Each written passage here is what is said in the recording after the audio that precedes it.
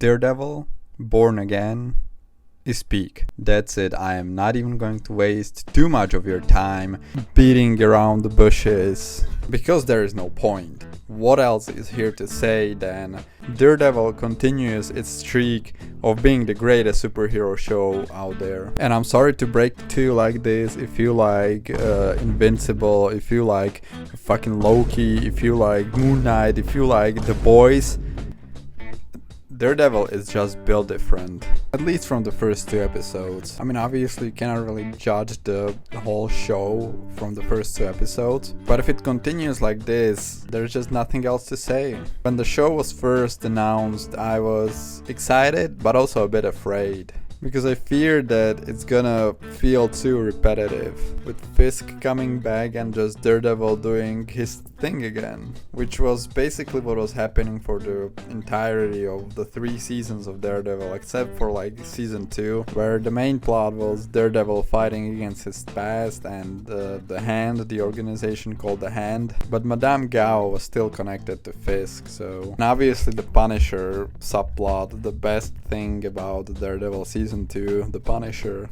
who is actually supposed to be in Born Again.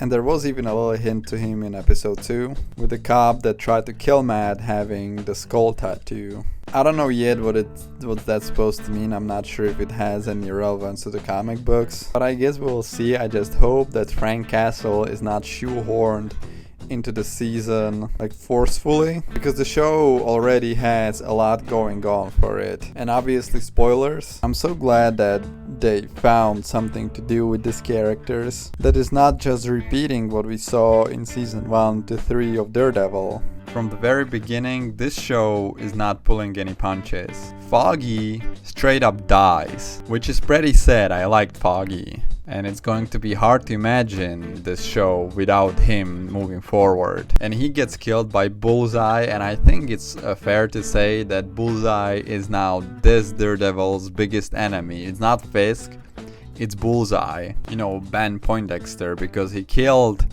first Father Lamb Tom, and now Foggy, which is like 2 people that are very close to Daredevil. And Fisk didn't really kill anyone that close to Matt Murdock. I mean, who did he kill? He killed like Phil Urich. Fisk should really step up his game when it comes to killing the friends of his nemesis, or he is going to lose his nemesis status. I mean, hell, even Nobu killed Elektra before she came back, of course, in Defenders, and then died again. And Ben Poindexter in this show, like, it's so funny. He just comes, he kills Foggy, and then he goes away.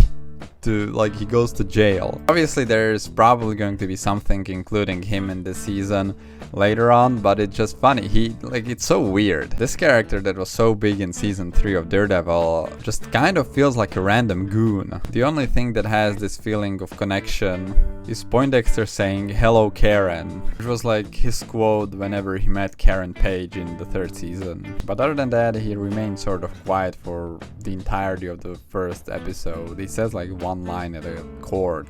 The highlight of the first 2 episodes in this season for me is the conversation between Matt Murdock and Wilson Fisk in the diner. There is just so much on-screen chemistry between Charlie Cox and Vincent D'Onofrio, and how they're talking about not seeing each other for so long, which is pretty ironic because Daredevil technically never saw Fisk when you think about it. It's like Charlie Cox and Vincent D'Onofrio speaking that, you know, they were away from this show for so long after it was cancelled, and there was basically for some time not even a hope of them ever reuniting.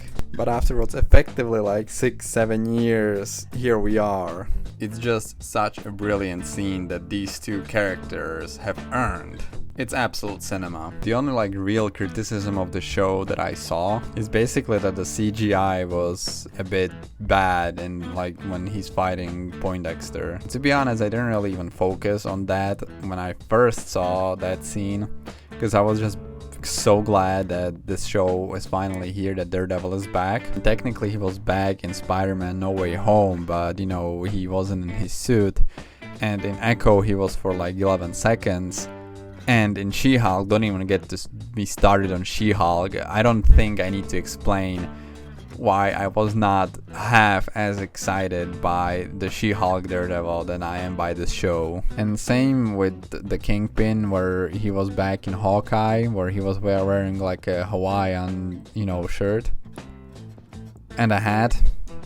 And it looked goofy, but I loved it. And then in Echo, but again, it just wasn't the same. It wasn't the same as when Vincent D'Onofrio and Charlie Cox meet on screen.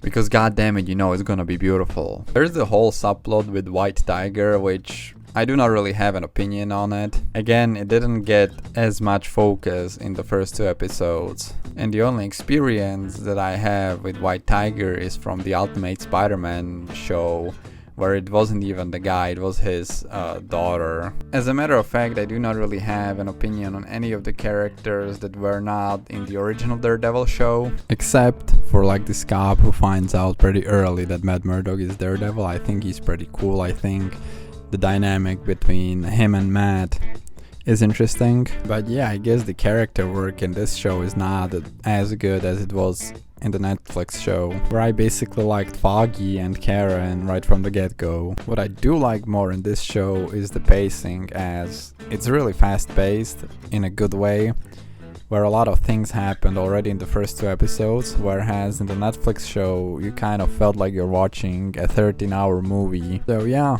Daredevil Born Again, great show. I definitely recommend, and hopefully I'll see you next time. Goodbye.